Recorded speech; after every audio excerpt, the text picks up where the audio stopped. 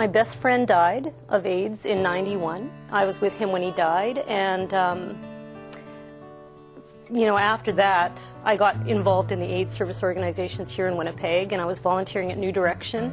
And it just time and time again, the issue of lack of good quality care, housing, kept coming up. And then I went to a conference, Fragrance of Justice conference with Jackie Pollinger, and spent 2 days praying after that. And it was very clear that we were to open a house, and just started telling everybody about it. And Rodney Jerzak was also volunteering at New Direction at the time. And we decided to invite everyone that was even remotely interested in what we were talking about to an evening where we just shared the vision. Most of the people that we care for in the house are people that, for one reason or another, just have no one. And there's as many different stories and as there are people, but a lot of people are in the hospital, and they just don't have anywhere to go. They don't need to stay in the hospital because some of them are getting better, and so they just need a place to go to convalesce a little bit more, and to get their strength back up or whatever. And so they come to us, and they do convalesce. They get better. Some of them get their own apartments and continue to be involved at Hesed. Sometimes people come to us with an expectation of dying, but they don't die. They get better.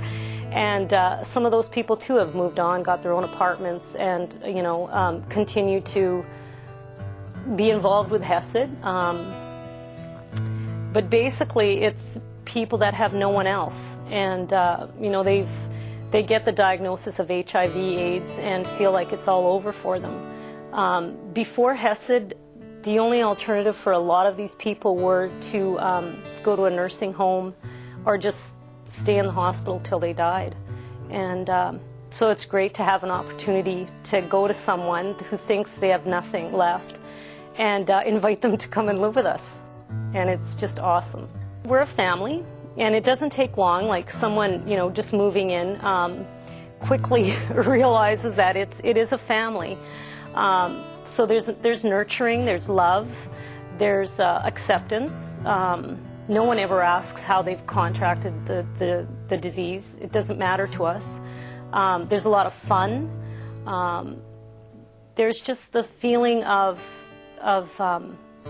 being a part of a family, that sense of belonging, and their sense of worth. And we see each individual as God inviting them to come and live with us. Like, I truly believe that every single person that comes there, God brought there. And so, they're valuable. They're a valuable member of our family, so they're treated as such. Well, I've heard from the people that have lived there, and that it did give them a new hope, encouragement to where that, like I said before, where they thought their lives were over. It gave them what they needed to continue on, and it's a lot of fun there. So there's a lot of joy and food. So it's just a lot of fun and very positive, and there's a lot of love there. A lot of so people are embraced, I guess you could say. We've outgrown our house, our beautiful house that we loved and has served us well, but we are busting out at the seams, and unfortunately, we get at least 2 or 3 phone calls for people wanting to move in per week. It's actually gotten more so, probably in the last few months than since we've been there.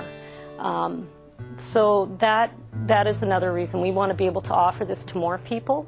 So it's still a number where we feel we won't lose any of the intimacy that we have and the sense of family, and that we don't want to get too big, because then it loses that.